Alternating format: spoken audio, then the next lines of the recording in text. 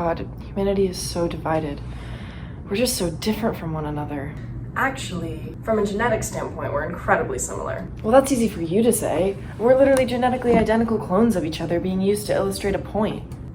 And that point is that 99% of our DNA is shared by the rest of humanity.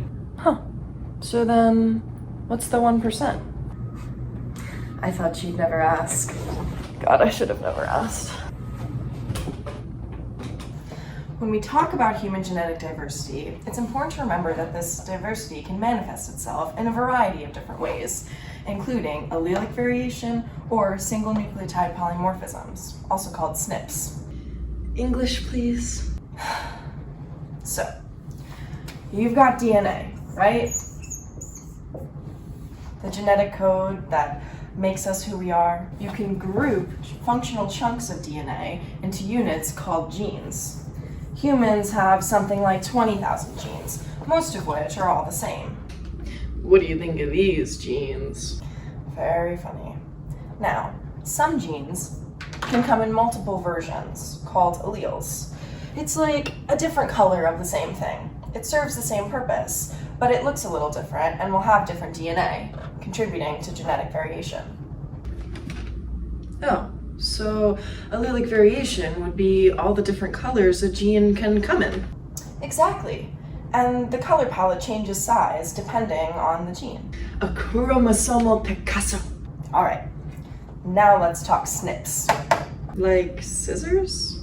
No, single nucleotide polymorphisms. It's a singular point in DNA where it's very common for people to have differing base pairs. It's like a single letter being changed in a 3 trillion character book. Wow, so we are who we are because of a single letter in our DNA? Maybe, but it's also entirely possible for a SNP to have no effect. It might occur in a region of DNA that doesn't code for a protein, the functional product of DNA. It's like a typo. It's evolution, and it's a really common thing to study.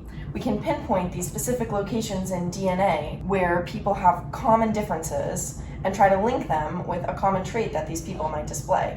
Except it's not a perfect science because it's really hard to tell if that correlation between a shared SNP results in the causation of that trait.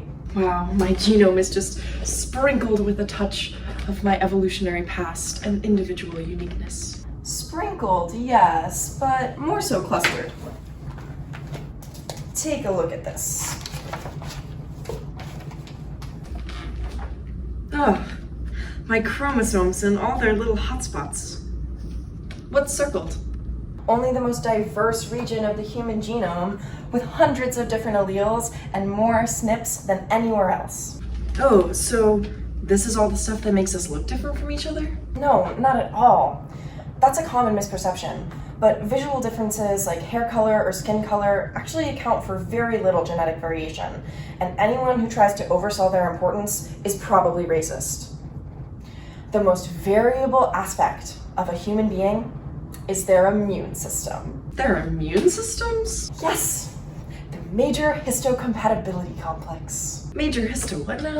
That circled region of the genome is called the major histocompatibility complex, or MHC region. It's a region of genes that codes for 2 different receptors that work together to allow your body's immune system to recognize your body's cells as either healthy or as being infected with a pathogen. That's the basis of the immune system. So, when I get sick, my MHC is to blame? MHC is what allows you to recover.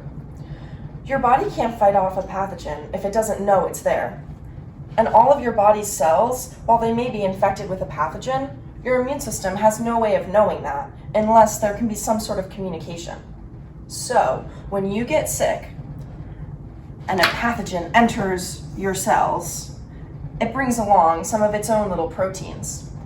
An MHC class 1 receptor that's found on all of your body's cells will bind a little piece of the foreign pathogen protein, letting the outside world know what its internal state is. This allows MHC class 2 receptors found on your immune cells to engage in a molecular handshake where these two pieces can meet up, and your T cell can now see that there's a viral or an infected protein in this cell, and it can launch an immune response to get rid of this cell so that you can stay healthy. Okay, I think I get it. MHC class 1 is like a window to the cell. And if MHC class 2 sees something in the window that it doesn't like, instant death. Precisely. So then, why is MHC so diverse? Well, the more diversity in these receptors, the more different proteins they can bind, allowing you to have a broader response against a wider variety of pathogens. Diversity rocks! Diversity protects us from disease! Yes, and this diversity is so beneficial, some even think we're attracted to people because they have MHC alleles different from our own, so that our potential offspring would have even more diverse and robust immune systems. People just like me for my immune system? I thought it was my good looks and charming personality. Well, attraction, just like any human trait, is a lot more complicated than we probably understand. Immune compatibility could certainly play a role, but there's a variety of other factors, and we'll need a lot more research into genetics and cellular processes to truly understand how any of this really plays out. Yeah, this stuff is pretty complicated, but it's pretty cool to know that my immune system is what makes me who I am. That's just the magic of MHC.